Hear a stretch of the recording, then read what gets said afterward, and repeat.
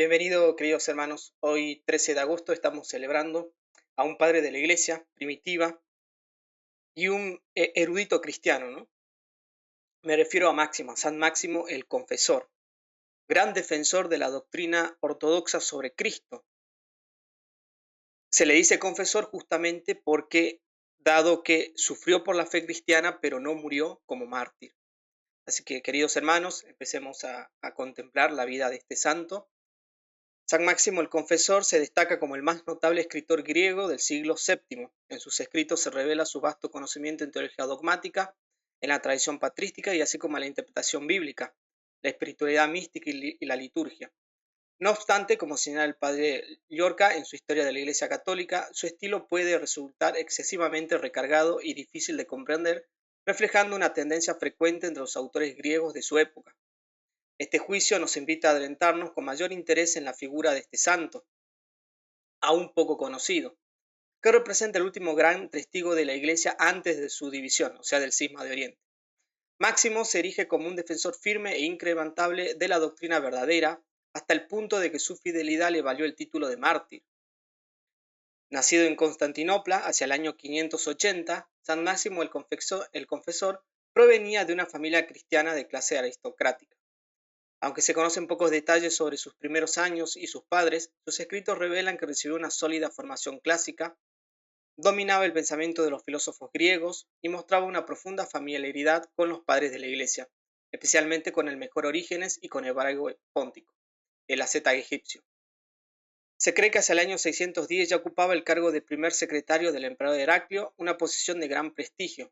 Sin embargo, apenas 3 años después, renunció a esa prometedora carrera política, cruzó el Bósforo y se retiró al monasterio de Crisópolis de Scrutam. Allí comenzó a destacar como figura clave en las controversias cristológicas de su tiempo, iniciando una vida marcada por la defensa ferviente de la fe y la contemplación profunda del misterio de Cristo. Ya para el año 626, la invasión persa sacudió Constantinopla y obligó a los monjes a dispersarse por distintos monasterios. Entre ellos estaba Máximo, quien inició entonces un peregrinaje espiritual que lo llevó por Creta, Chipre y finalmente Egipto.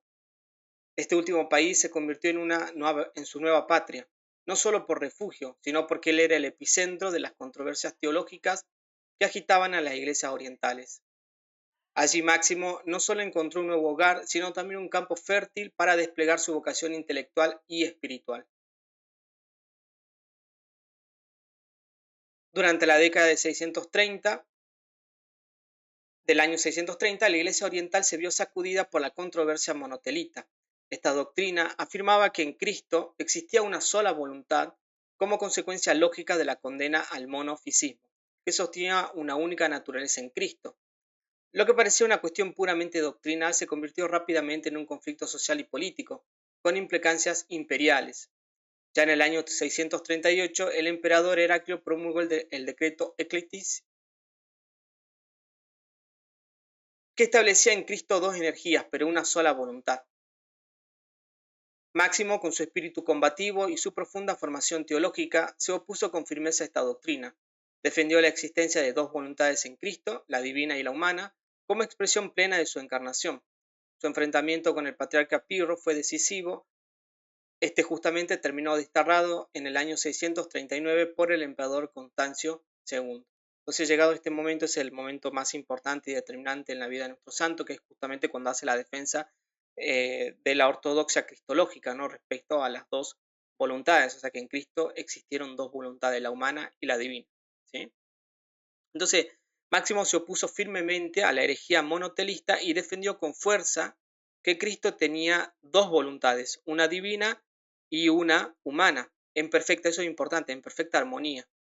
En efecto, la voluntad humana de Cristo no estaba anulada por la divina, sino que cooperaba libremente con ella. Esto es esencial para nuestra salvación, porque si Cristo no tuviera voluntad humana, no habría asumido plenamente nuestra humanidad.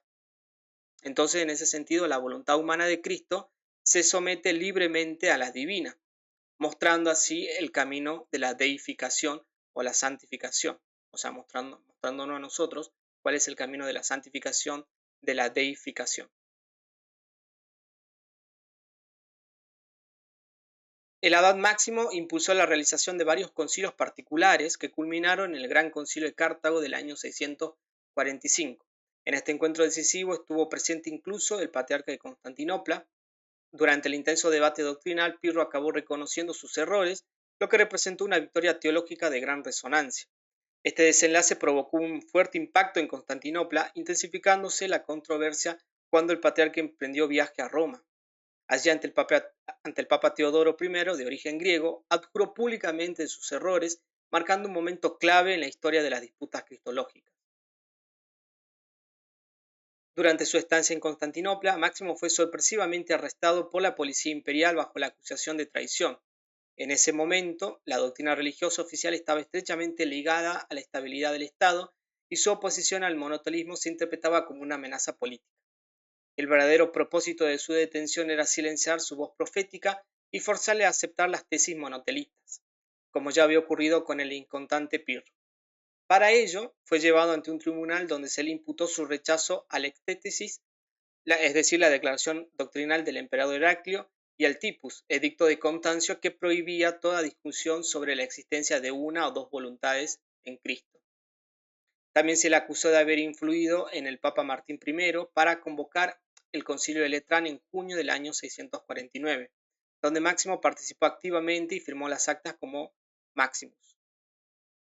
En ese sínodo se condenó de forma categórica el monoteísmo, proclamando como doctrina de fe la coexistencia de dos voluntades en Cristo, la divina y la humana, y excomulgando a quienes lo negaran, o sea, quienes negaran que Cristo tenía las dos voluntades, la divina y humana, eran excomulgados. La reacción del emperador Constante fue inmediata y severa. En el año 653 ordenó el secuestro del Papa Martín, quien fue trasladado por la fuerza a Constantinopla. Ante su firme negativa a modificar la doctrina que defendía el pontífice, fue condenado al exilio en el Quersoneso, una región aislada en la costa del Mar Negro. Allí, sometido a constantes humillaciones y maltrato, murió en el año 655, convirtiéndose en mártir de la ortodoxia cristológica. Máximo fue finalmente trasladado a Constantinopla, donde recibió una primera condena que lo llevó al exilio en Vicia Tracia. Tras un segundo juicio, fue deportado aún más lejos, a Péveris, en los límites del imperio. En el año 662, se le obliga a comparecer nuevamente, esta vez junto a dos de sus discípulos más fieles, Anastasio el monje y Anastasio Aporquisario, ante el prefecto imperial y un sínodo reunido en la capital. Las acusaciones eran extremadamente graves, incluso de índole política. Se le responsabilidad de haber entregado Egipto, Tripolitania y toda África del Norte a los sarracenos. Se le exigía que repudiara el concilio de Letrán y se organizó una falsa discusión teológica con Teodosio, arzobispo de Cesarea. Le ofrecieron honores y privilegios, aceptaba suscribir el Typus, pero al no ceder, los intentos de persuasión se transformaron en violencia y malos tratos. A pesar ya de tener 82 años, Máximo se mantuvo firme en su fe y se negó rotundamente a firmar el Typus, defendió con valentía y lucidez la doctrina verdadera, lo que provocó la ira de los miembros del sínodo. Como represalia, él y sus dos discípulos, es decir, los dos Anastasios, fueron brutalmente azotados y luego desterrados, primero a Salimbria y después a la fortaleza de Peivera.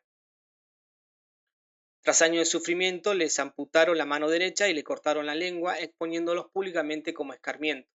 Finalmente fueron enviados al fuerte de Láxica, en la costa oriental del Mar Negro, al pie del Cáucaso. Allí, exhausto por el martirio, Máximo murió el 13 de agosto del año 662. Sus dos compañeros también fallecieron en el exilio, sellando con su vida el testimonio de fidelidad a la fe. A Máximo se le honra con el título de confesor por la firmeza con que defendió la verdad, no solo con sus palabras, sino también con sus obras y testimonio de vida. Su doctrina sobre las dos naturalezas, voluntades y energía en Cristo, fue solemnemente confirmada por el Concilio Ecuménico de Constantinopla en el año 680, que además rehabilitó su memoria y la de sus compañeros con elogios. Desde el momento de su muerte, tanto él como los dos Anastasios fueron venerados como santos y su culto comenzó a difundirse de inmediato, como testigos luminosos de la fidelidad doctrinal frente a la persecución. Además de su testimonio de martirio espiritual, San Máximo nos dejó una obra teológica y espiritual de enorme riqueza. Su producción fue tan vasta que se encuentra recogida en la Patrología griega de Migne, publicada en París en el año 675 en 2 tomos. En tiempos recientes, sus escritos han sido reeditados de diversas formas, tanto completas como parciales bajo distintos títulos. Entre sus obras más destacadas se encuentran algunas cuestiones, ¿sí? que son reflexiones sobre cuestiones teológicas y espirituales. Luego, bueno, el diálogo doctrinal sobre las dos voluntades en Cristo en contra de Pirro. Luego, ciertas respuestas, ciertas preguntas espirituales y bíblicas, o mejor dicho, respuestas a preguntas espirituales y bíblicas. Interpretaciones que hizo, obviamente, de la obra de Gregorio Nacianceno. Una meditación sobre el misterio pascual. Luego la Capita de Caritate, que es las centurias de caridad, ¿sí? Luego unas enseñanzas sobre la vida ascética y un cuerpo de epístolas, un epistolario, que contienen obviamente enseñanza doctrinal y espiritual. Hasta ahí un repaso eh, más o menos eh, justo, digamos, eh, de la bibliografía, ¿no? De la obra literaria de Máximo. Además de su vigoroso testimonio de martirio espiritual, San Máximo el Confesor nos legó una obra monumental cuya amplitud y profundidad lo sitúan como una figura incomparable en su tiempo. Recientemente se le ha atribuido una vida de María descubierta en una traducción gregoriana del siglo XI que habría sido escrita antes del año 626. Este texto sería la más antigua biografía de la Virgen que ha llegado hasta nosotros. Toda su obra debe contemplarse como una defensa apasionada de la doctrina de la Iglesia, especialmente en el ámbito cristológico, como lo exigía el contexto histórico de la época. Su pensamiento no se limita al plano religioso, sino que se enraiza en la filosofía, con una marcada influencia aristotélica que le otorga rigor y profundidad.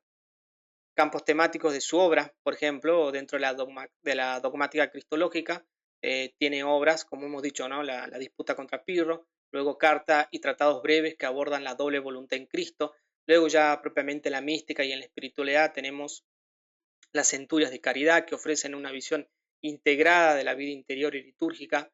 Luego ya propiamente en la filosofía teológica o filosofía natural se encuentran, digamos, sus planteamientos en los cuales dialoga con la tradición aristotélica sin perder justamente el aspecto, la dimensión sapiensal propia de la revelación o de la teología, ¿no?